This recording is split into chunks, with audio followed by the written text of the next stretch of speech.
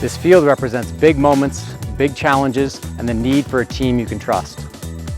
At Holloway & Hulling, we understand what's at stake. We are your advocates in Missoula and Western Montana. We provide clear, result-driven counsel for criminal defense and personal injury cases. Our new downtown office is where we turn that strategy into action. Holloway & Hulling, your advocates for justice and a proud Griz sponsor. I don't even know where to start. This is like the most surprising thing that's happened in a long time, and also the least surprising thing ever. Last night, well, so first of all, this started out where we have been compulsively talking Griz football for a long time because that's what it does, and that's what we do. And it's one of the things that makes Griz football awesome is it helps you stay connected with old buddies. And Andrew Schmidt, who joins us now on Talkin Schmidt, he and I launched this podcast with the explicit desire to entertain, make people laugh, and most of all, just have 45 minutes to hang out with each other every week. And do fart sounds. So we've been doing that, and it's been awesome. But we were talking earlier in the week, actually we've been talking all month about recruiting because signing day is supposed to be today. National Signing Day is supposed to be today on February 4th, first Wednesday of every February. And we had been analyzing both the good things we thought the Griz had done, both in the portal and the recruiting trail, and also some of the criticisms. And then, I had lunch with somebody in the Missoula community last week, and they were saying that Coach Hauck had been gone, Bobby Hauck had been gone in Hawaii, and there was evidence of that on Twitter because there was guys that were getting offers from the Griz in Hawaii. And then I also had heard that he was going on a different fishing trip down the road. And so then I thought to myself, well, I wonder if there's a signing day press conference. So I texted and they said, sure, yeah, there's going to be a signing day press conference. Coach Hauck's on his way back. I thought to myself, I wonder if, is he really just coming back for a signing day press conference? So then last night you said in our group text, Andrew, you said, what if Bobby just quits? What if he just walks out? What if he doesn't come back? And sure enough, this morning, that happened. Well, yeah. And so the timeline wise, I mentioned this on Twitter. My first year at Montana, Fred Von Oppen, Cody Von Oppen's dad, was on staff for 23, and he was the associate head coach. And he's the reason Mike Stadnick went to Montana. He wanted to play for Coach Von Oppen. And then the day before camp, he decided to retire. And Bobby told him, Bobby said, hey, Von Oppen's not with us. He told me at the lake house that I'd just rather be doing this. So I've always had that in my mind. I thought that was funny when older people go on vacation. It's just like, I'd rather be on vacation. I'd rather be at the lake, So 2 weeks ago, we heard that Bobby was in Hawaii for 2 weeks. And I was like, that's interesting. And then we heard he was going on a fishing trip on the other side of the globe for another 2 weeks. And sandwiched in between this was signing day. And we're like, is he really going to fly back for signing day and then fly back out to Australia, basically? And we were talking about it last night. And that's when I said, he might just not come back, guys. And then this morning we get the email that the signing day luncheon was canceled.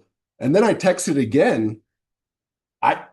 I put this low, maybe 2% chances it's happening, but he might just not show up. And that's when you texted, no, he's not showing up. He's resigning. I just got word of this.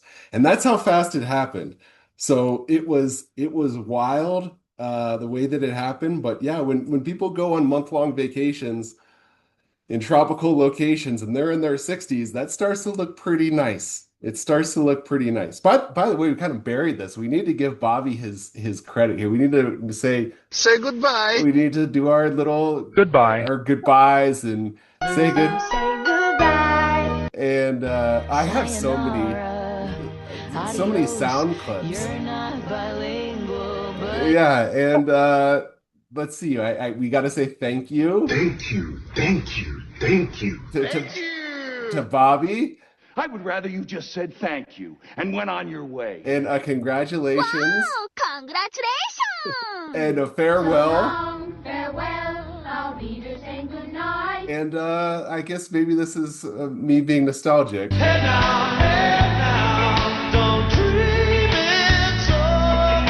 thank you, Bobby, for, as I put on here, Vaya con Dios. Thank you for everything on your retirement.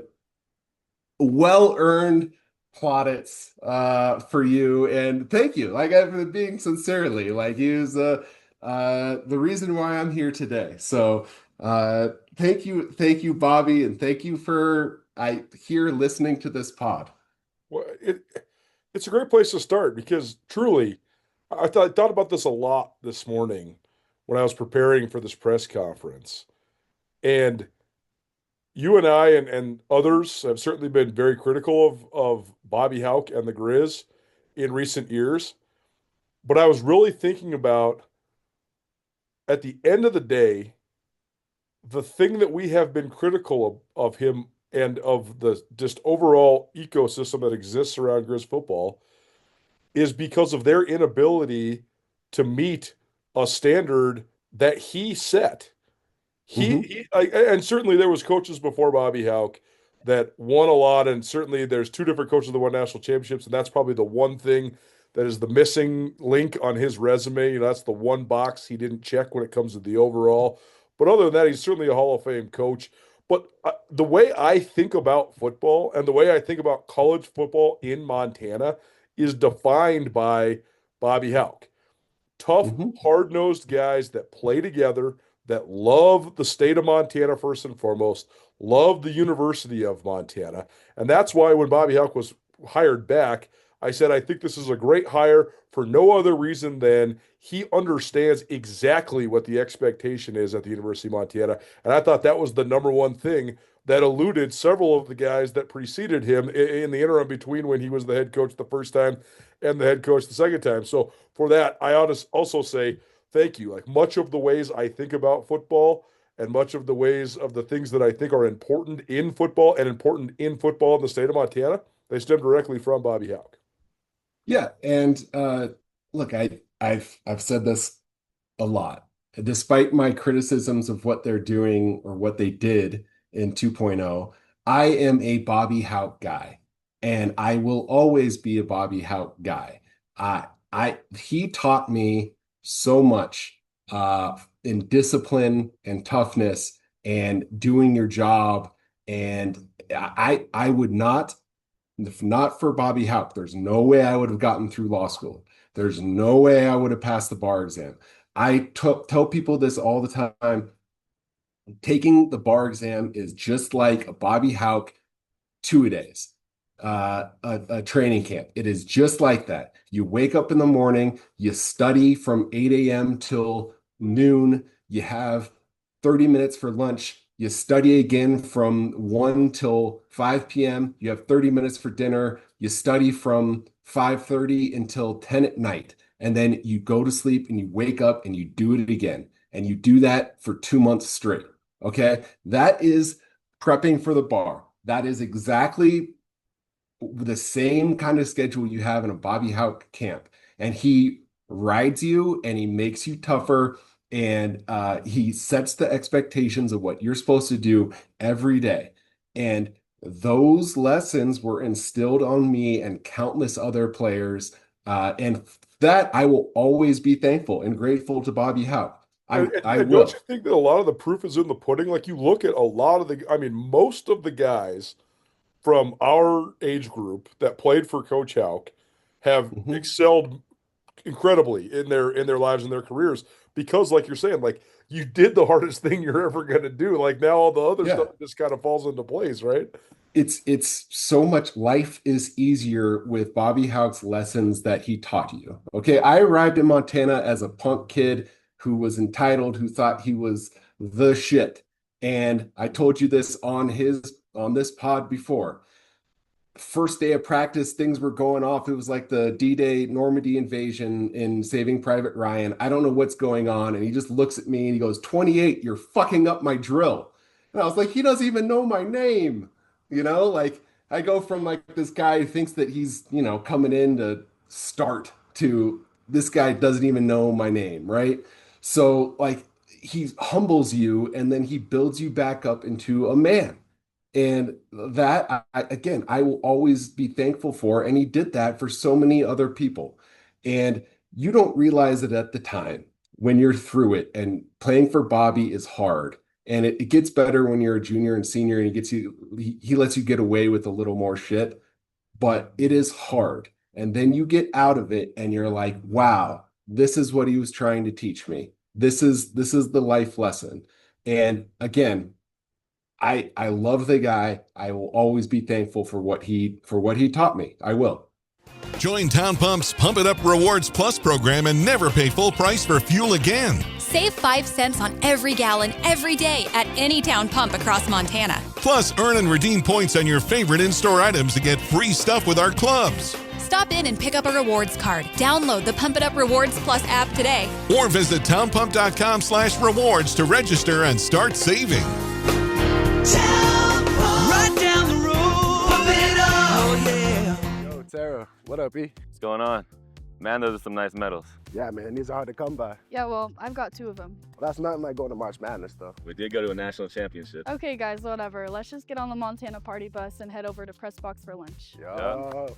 Nuanez now and Skyline Sports, covering Montana athletics and the Big Sky Conference better than anybody. The Montana Party Bus and the Press Box are also proud supporters of Montana athletes. Hey, cheers to you guys, man. Cheers to Montana. Cheers to chasing more champions. So today's announcement was surprising because of the timing.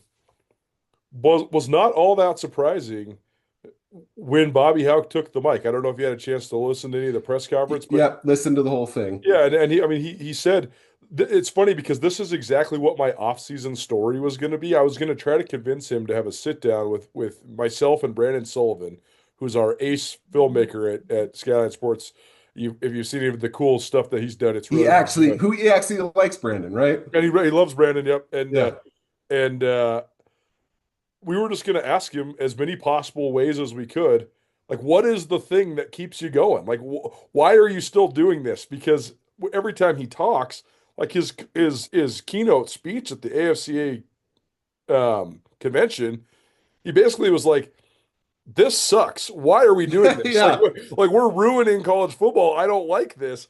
And now that it was very interesting because he made a comment. He said that Jimmy Morimoto, who's been his director of ops and the associate AD for football in the athletic department, he said he told him that he looks way more relaxed and less stressed out. And I thought that. I mean, you know how he gets sometimes at press conferences. There's better shit to do. He's got more stuff to do. We got to move on. What are we doing? He was. He would have talked up there for an hour if we would have let him. And I thought that, maybe a sigh of relief, because I think it is sort of disingenuous to be like he is and believe in the things he believes in and then trying to do this rigmarole over here and still try to chase national championships. Yeah, I think he's kind of a old school guy in the way that he was brought up as a coach. And he's also extremely stubborn and needs to do things his way. And I think he came to the realization that his way, he wouldn't be able to do it any other way than the way he knows how. And that is incongruent to what college football is today. And I think it drives him up a wall. And maybe that will change at one point down the road if they get any sort of either negotiation of a CBA or antitrust exemption or whatever. But I think he's just tired of all that shit. And I think it was pretty key when he was talking in the keynote and also today. He's done with the agent bullshit and the guys with their hands out and the transfer portal and the NIL. He's just done with it. And I think he'd rather just coach football. And whether that's high school football, like where he doesn't have to deal with that, or whether that's a position coach job, or whether that's an NFL job where he can just focus on X's and O's and stuff like that. I think that's more what he's in line for. With being the college head coach, I don't think, as he said, he has no appetite for that anymore, because that's a bunch of honestly bullshit that he doesn't want to deal with from an administrative standpoint. And I always said he's like a Nick Saban guy. I looked this up because I remember when Nick Saban retired, he mentioned after they lost to Michigan in the Rose Bowl, and he said, I pulled the quote up. He said that, I want to be clear, he was talking about NIL. It's not the reason, but those events certainly contributed. I was really disappointed in ways our players acted after the game. You got to lose with class and stuff like that. He said, I thought we had a hell of a team next year. Then maybe 70 or 80% of the players you talk to, all they want to know is two things. What assurances do I have that I'm going to play because they're thinking about transferring? Yeah. And how much are you going to pay me? Our program here is built on how much value we can create for your future and your personal development, academic success and graduating, and developing an NFL career on the field. So I'm saying to myself, maybe this doesn't work anymore, that the goals and aspirations are just different, and that it's all about how much money we can make as a college player. I'm not saying that's bad. I'm not saying it's wrong. I'm just saying that it's never been what we were about, and it's not why we've had success through the years. That right there could have come out of Bobby's mouth today. Totally. It's the same thing. These players, which they're not all like that. Again, they're not all like that, but you get done with your season, and it's like the Cats experienced people jumping in the transfer portal on the airplane, like back from Nashville, right? So like that's gotta drive you crazy. Is like, all right, I have these guys, I invested all my time and energy into them. I just had success, and now they're gone, and I have to start all over. Like it's gotta be like swimming in quicksand, and it's gotta be annoying, and everyone wants money and a payout. At a certain point, you just wash your hands of it. You're either built for that or you're not, and you move on, and that's what he's doing.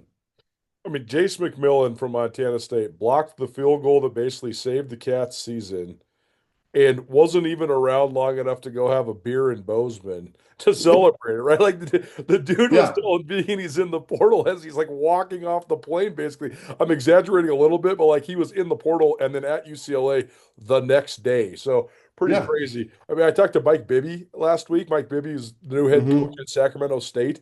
And I asked him exactly that. I said, first of all, why are you doing this? Like you played in the NBA for 16 years. Why would you want to go coach Sac State of all places? And he talked about wanting to be in the community and all that. And you know, he's from, you know, he played in Sacramento forever. It's his second home, etc. But then I also asked him, what's the most surprising part? And he said exactly that. He said, when I recruit now, kids ask three questions. How much are you going to pay me? Am I going to start right away? And are you going to recruit over me? And he's like, it blew my mind because he's like, when I went to Arizona, this is Mike Bibby talking, I was a top 50 recruit in the country. I'm going to go play for a Final Four team. And I didn't have any illusion of playing because Jason Terry is ahead of me. And it's all good. There was no thought in my mind that I was going to go play for several years. I knew I had to go grind. And he's like, it was just a total eye opener for me. And I agree. If you're used to doing it a certain way, it would be totally exhausting to have to adjust to that, especially when you are in your career. Like Mike Bibby's still a relatively young guy. He's in his 40s. Coach Hauck's 61. He's been doing this since he's been in college football since the late 1980s. Like, why would you want to learn how to do it a different way when you've done it your whole way? Give people your madman theory, because this is something you've talked about in our text quite a bit. Yeah. I mentioned this show a lot, and I mentioned this in a text thread, and Mad Men is one of my favorite shows of all time. And the lesson of Mad Men is that people don't change. People are who they are. And you can massage them a bit in terms of personality. You can change a few things on the periphery for a little bit, but you always come back to who you are. And in that show, Don Draper is always who he is. He's a womanizer who avoids conflict and usually avoids it into the arms of another woman. And he constantly is searching for the love that he never had as a child, as a bastard child who was living in brothels, basically. And it creates stunning, amazing ad work because it's a romanticized version of the life that he wished he had. So no matter what happens in the plot, Don is always going to drift off and avoid conflict and then come create an amazing ad off of it. Based on that experience that he wished he had. That's the moral of the story. All these people are who they are, and they are not going to change. It's just facts of life from every character. And I think that's true in life in general. You are who you are, and your personality, you're shaped through your life experiences, but you don't change. And that's Bobby. Like, Bobby is who he is. And he was never going to change the way that he operates. And he was never going to change, like, all of a sudden he's more affable and giving press more access and treating players differently. And that was just never going to happen. And that's fine. You don't have to change who you are. But currently in this age of college football, that doesn't really work anymore. Yeah. It just, and he knows that. And he would be great as like I'm not trying to put him down. He would be great as a high school coach where he doesn't have to deal with that. He would also be great as a NFL position coach where all he has to deal with is football. Yep. Right? And developing younger guys who come in the NFL. And he was very honest about that today. If you haven't seen the press conference, you go check it out, SkylineSportsMT.com. But he said, hey guys, there's a variety of reasons here, but the number one reason is I was coming to work, and more often than not, I was not liking my job. And he said, I just don't want to live that life. And I have massive respect for that, man. I think he did like his job for the better part of 25 years as a head coach, and for the better part of 40 years as a football coach in general. And if you don't like it, and that's the other thing. Think about the way we would remember, like, Albert Pujols, for example, if he didn't just play like 8 extra seasons of just being an average player. If he just was the best right-handed hitter that we've ever seen. If he just retired, if he just retired after the Cardinals stint. Right. Hold on. We're doing live potting. Frank Thomas for the Blue Jays. Who even remembers that happened? Like, nobody wants to remember that happened, right? Michael Jordan for the Wizards, right? I mean, you can make so many different comparisons, but I appreciate the filibustering. So from 2001 to 2011, so what is that? 10 seasons, 11 seasons. Yeah. Albert Pujols finished in the MVP second, third, first, second, ninth, first, second, fifth, 17th. 17th was his first season with the Angels. Like, that's the best right-handed hitter of 10-year stretch ever. Like, I mean, I don't think there's that's probably the best hitter outside of Barry Bonds.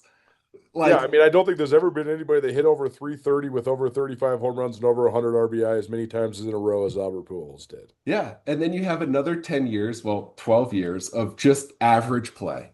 Yep. And it's Ken Griffey Jr., same thing. Yep. So, like, it's, if we didn't have 2.0, we'd be talking about him differently in terms of legacy at Montana.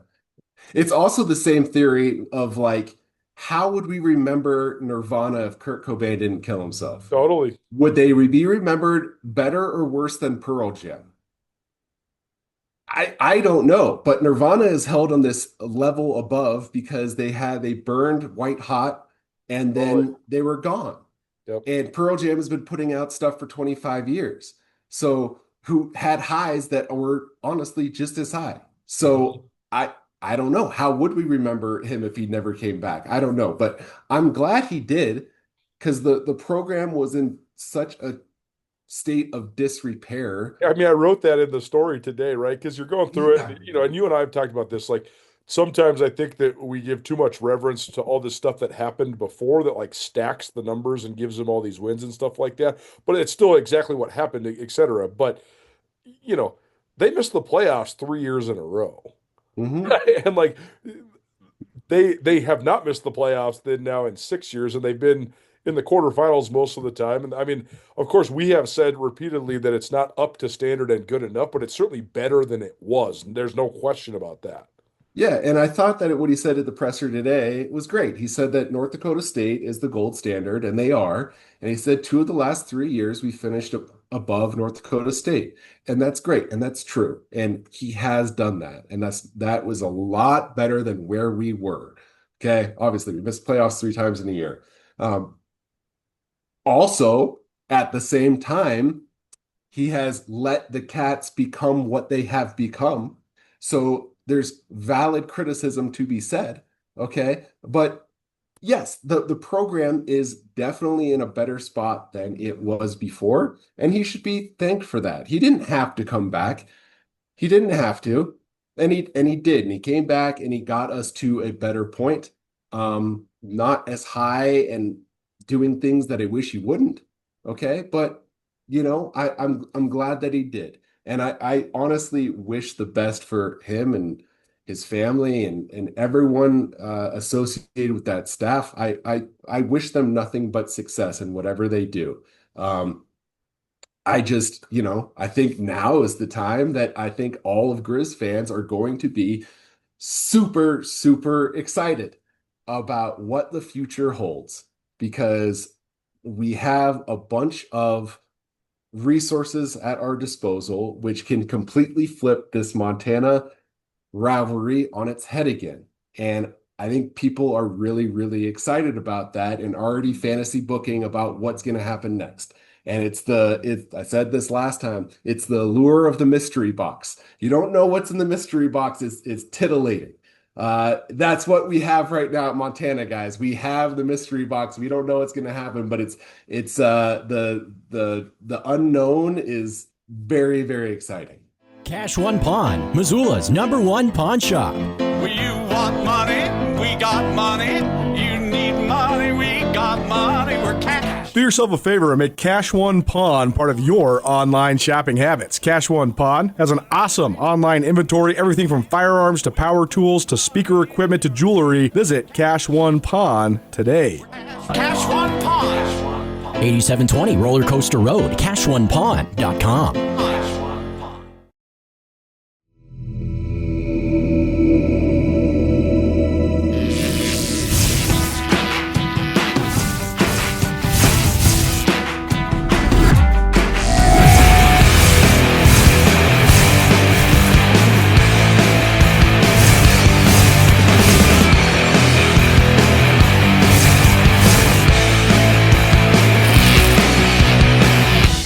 Jewelry Design Center. We want to be your jeweler for life.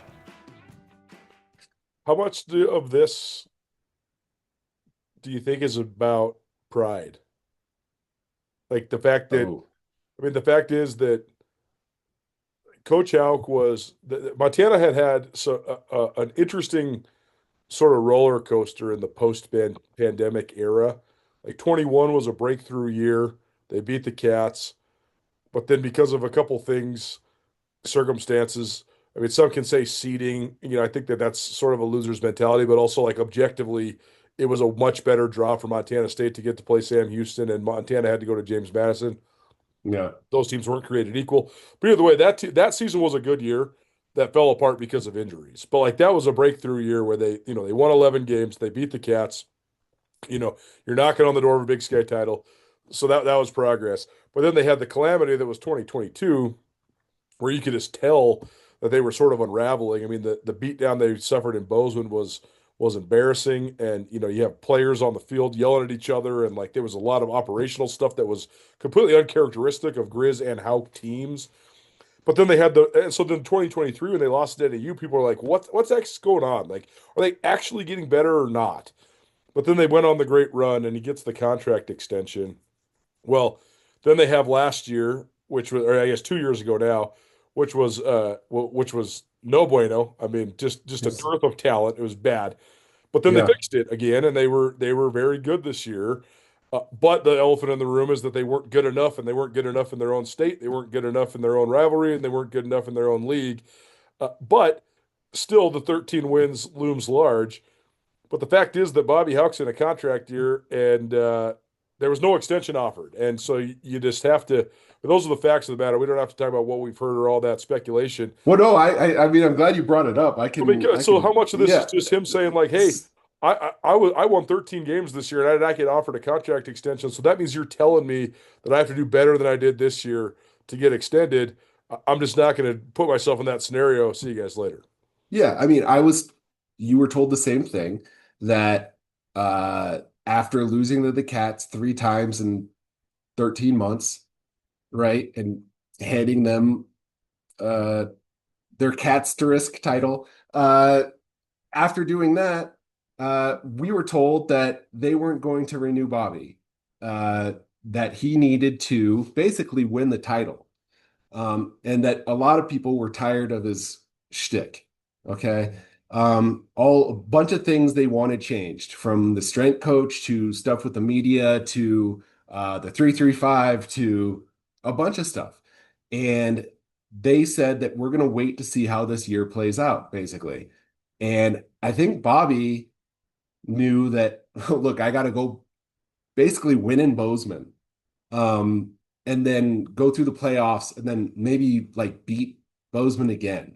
Like, I have to do all that and then go through probably North Dakota State just to keep my job, right? And I think at the end of the day, it's not like he had a fear of losing to the Cats, but more of a, that's a gauntlet, and it's like, I'd rather be fishing than dealing with you people. I think that probably was the main thing, and that's in terms of pride. Like, I'm not going to do what you say and have those limitations on me and be playing for my contract. Like, after all I've done, that's probably his mindset. So, I think it had a lot to play with him. Now, I've said this before. This is a production-oriented business, and you know the business that you're in when you sign up for it. So, like, I don't really have much sympathy for the look what I've done for you. It's a what have you done for me lately game, and everyone knows that. You win or you're gone. That's just the simple truth of it. And I think that on top of all of the other administrative bullshit that he has to deal with was like, I don't want to do this. I'd rather do something else. So yeah, I think pride is a factor. Well, Justin Green jumped ship to go to Washington State. A lot of the background there, for those that don't know, longtime recruiting coordinator, running backs coach, and a lot of people thought maybe the top heir apparent to Bobby Hauck if they were to make an internal hire. The scuttle behind Justin leaving was a variety of things. First of all, he got a big raise, and he's got several children, and that helps you. Especially as Missoula continues to get more expensive, and Pullman's not as expensive as Missoula, so you more than double your salary and move to a cheaper place. It's good for the family life for sure, but also there's just the career development part, right? He'd been at Montana for 15 years, and so now he gets a new look. He gets to be in the FBS, all that stuff. But then they decided to go with Bobby Kennedy, who's the guy that's been on staff for the least amount of time. I cannot proclaim to know Bobby Kennedy at all because we do not get to do assistant coaches interviews. Maybe that will change now that we have a new head coach. I'm certainly going to pitch it to Bobby Kennedy as soon as I possibly can. But I'm interested in this because my interactions with him that have been brief, he's a very affable and positive guy. He's the type of guy where, like, usually when you go to a Coach Hauck fall camp practice, you just stay the hell out of the way, right? You don't want to get run over. You don't want to get yelled at. And the coaches, they might give you a head nod or whatever, but like they're focused, they're locked in. Bobby Kennedy's the type of guy that, like, when his position group's running by you, he's like, "What's up, guys? How's it going? How's your day going? Thanks for being here. It's a great day to be a Griz." Like, he's just a really funny, fun guy, I think. So I'm interested in how that personality shakes out with him now being named the head coach. But what do you think of that? Just an offensive guy that's only been here for a year. Taking over, because it seemed to me, based on what we heard from Coach Hauck, that this is the guy that Coach Hauck wanted to succeed him. So what do you think of just the sort of succession plan? Well, it sounds a lot like Pflugrad, doesn't it? I mean, Pflugrad was there for 1 year in 2009, and then Bobby left, and then they hired Pflugrad, right? And I know Pflugrad had been here in the past, but that was like a quick transition too. So I was trying to look up while you were talking about. I couldn't see if Bobby Kennedy won the Broyles Award or if he was a finalist for the Broyles Award, which is the top assistant in the country. I know that he's been very successful at a lot of places that he's been to, and I know that the wide receivers are big fans of him.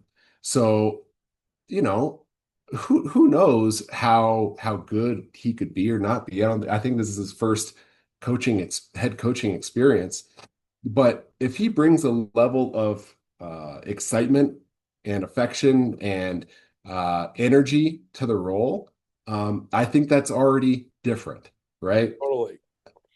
He's already 180 politically. Like, I don't know if you guys have seen Bobby Kennedy's Twitter, if it still exists. I don't know if it got cleaned yet or not, but he is super liberal dude, and Bobby is super conservative, and they're really good friends, which is good, I guess, for our nation and politics, but he's a complete flip on that. And he seems like very energetic and willing to get out there and meet people and embrace his players, which there's multiple ways to coach, right? And so I don't know if that will be staff wide or player wide or I don't know. We'll see. When I played, everyone loved everyone's favorite coach was Ty Gregorath. Yep. Because Ty was infectious and had tons of energy and would always talk to you and love you up and just like was intense but also like fun. And like I was running back and he was my favorite coach. So is that the same with this group of Griz players and with Kennedy? I don't know. If he's the same way, I have no idea, but that would be good. At Holloway and Hulling, we deliver the results that Griz fans deserve. If you've been charged with a criminal offense or a DUI, we will fight to defend your rights. If you've been injured in an accident, we have the offense to get you the compensation you deserve. Choose the right team. Choose Holloway and Hulling for proven criminal defense and personal injury legal services, a proud partner of Grizzly Athletics. Visit us soon at our new downtown location or check out our website for more information. And support a Griz athlete. DraftWorks is a longtime favorite of beer enthusiasts across the Treasure State, and DraftWorks has created a sessionable, delicious lager that donates part of every sale to the name, image, and likeness efforts at the University of Montana. Up with Montana Lager is a crisp, effervescent beer that pours pale straw in color and greets you with an inviting malty aroma. And it's crafted with Griz athletes in mind. If you're headed to the tailgate or stocking up to watch football, give back to the NIL Collective at the University of Montana by drinking Up with Montana Lager, proudly created by DraftWorks Brewing. That it would be good if he was, because that's complete departure from what was. I also think that there's a maintenance strategy there too, right? Because first of all, we're going to get into this in a minute, but there's no excuses to not ditch the 3-3-5 now, right? You got to throw that in the dumpster. Hold on, there's the one last time.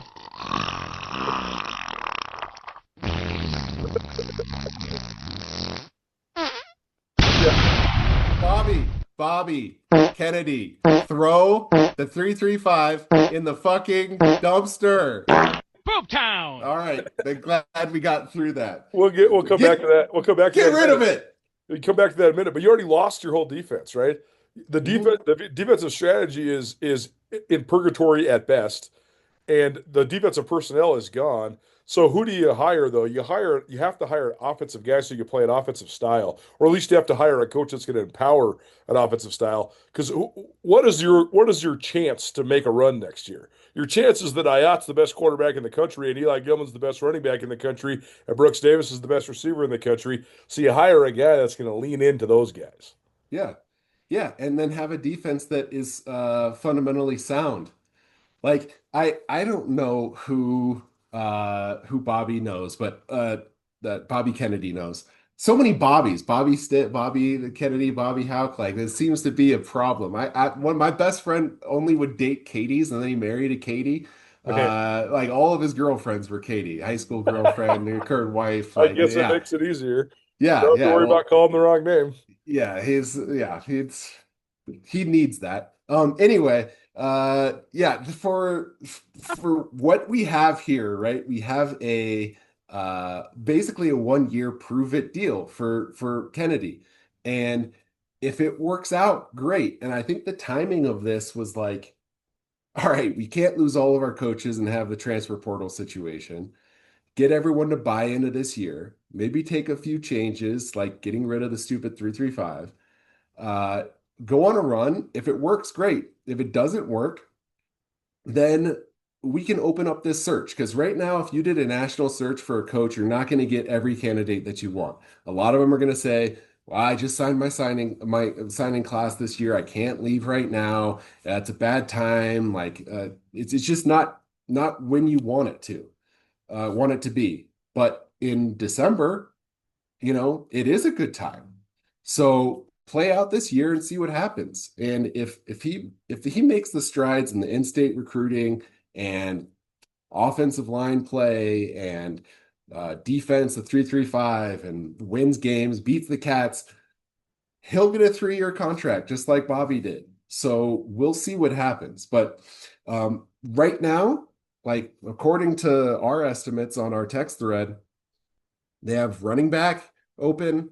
They have recruiting coordinator open. They have special teams coach. And I guess they're waiting to see what Tim Hauck does. So there's openings that he could fill with a bunch of young guys that he coached with in Texas or wherever, and get some strong recruiting guys that could make a change instantly. That could change this thing. And I think what we're seeing a lot of, and I got reminded of it on Twitter, is that Griz fans are excited of what can happen now. And Cat fans, at least in my mentions, are a tad nervous. Because, guys, I would talk about this all the time. We should never lose to the Cats for a multitude of reasons, but one of them is that we have every advantage possible. Every advantage possible. From the stadium to the locker room to the town, right? Every advantage possible that we should never lose. We should get every player that we want. And Cats know this, okay? They know this. So having the coach that leans into all of our advantage instead of stifles it at every turn could turn this into another 41 years of the Cats being ass. And that is something that I am really excited about. If it's not Bobby Kennedy, it could be the next guy that they hire if he has a bad year. So Cat fans should be worried, and in my mentions saying stuff like that. Griz fans should be excited because this is an exciting time. Being stuck in the hamster wheel that is the transfer portal reliance that Montana is in right now, does this give, to me, I think that this gives them an opportunity to exit that. Like they're supposed to sign 24 guys today. Bobby said openly that those guys are not signing today. They could, some of those guys have already signed because they're mid-year transfers. They were just going to announce them today. But I think that anybody that hadn't signed a letter of intent by today, or that did sign a letter of intent today, they get a free release from that.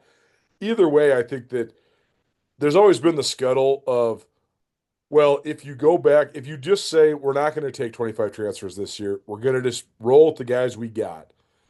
The naysayers have said, well, you're just going to go 5-6, and you can't afford to do that if you're Montana with all the momentum Montana State's had. I've always said, poppycock, that's not true. Like, if you rolled with the guys that you have, I think you could still go 8-4 or 9-3 if you just coached them up, especially when you play 8 or 9 freaking home games, right? Mm-hmm.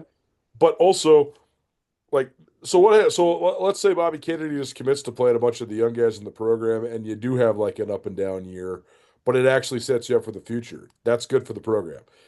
Maybe you surprise everybody and you still go out and win 9 or 10 games next year. That also, I think, is good and sets up for the future of the program.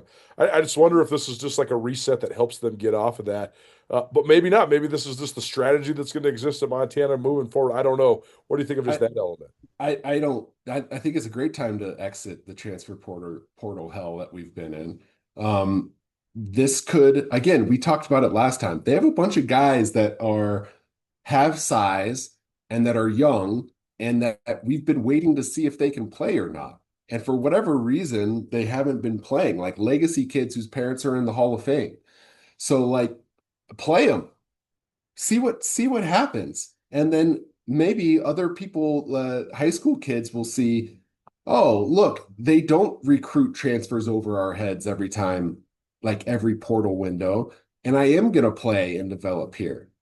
Like, not that long ago, the Cats were on the transfer portal wheel, okay?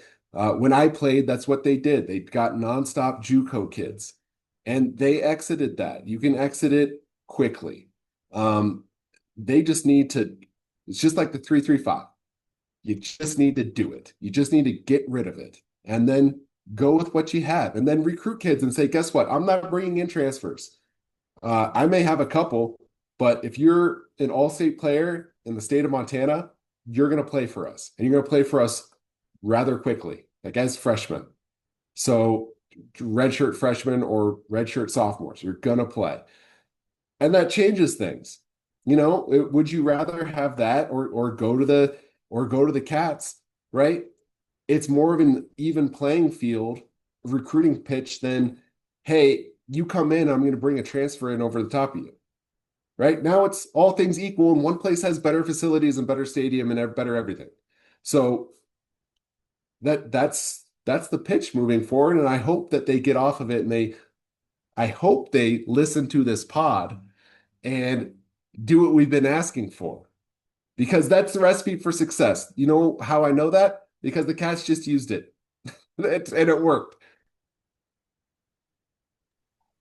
And that goes full circle to what I led with, and that is that the person that most emphasize, like certainly the teams of the Griz in the 80s and the 90s and the early 2000s had toughness and a strong Montana flavor and all that sort of stuff. But like to me, the Justin Angle, who's a business professor at University of Montana, him and I talk about brand alignment a lot, and like when like a team perfectly fits the identity that the fan base desires of them. It's like why the Golden State Warriors reached such high heights, because they were like the ultimate.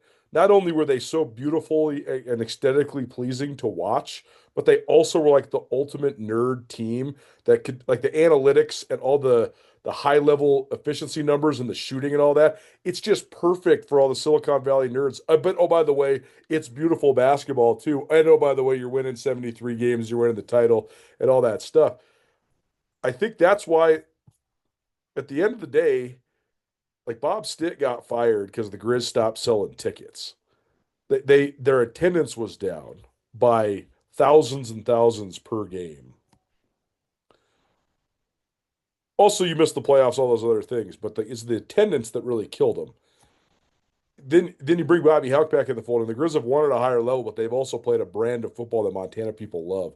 And that's where I've always gotten a little bit confused here, is because at the end of the day, like the peak brand of Griz football that aligns with what Montana people want is like the teams that were the Montana teams in 07, 08, and 09. The teams that were made of almost entirely Montana guys. Like I had a front row seat to watching this happen because I was living in the dorms with all those guys that are a year younger than you. That whole class is all Montana guys, and they all redshirted together. And that class is like what then became like they were a huge part of the run you guys had. That was the thing that Bobby Hauck wanted the most, though. And I don't think you're ever going to get that again, where you have 28 guys that redshirt together, 25 of them are from Montana, and then you go on these epic runs. Well, maybe not. I think it kind of, but we'll see. I mean, I think it's possible. And I think Bobby wanted it. And I think he got caught in a situation where he chance to change all that. You can definitely change it. It's we'll see, but everyone's should be excited. Well, I certainly will have plenty of other thoughts about this and more to follow up on, but Andrew's got to go do dad duty. I got to go do my radio show. We'll check back in one more time once we have a little bit more time for this to simmer and settle in, and we have time to think about this. But appreciate you being here today, buddy. Good to see you. Yeah, good.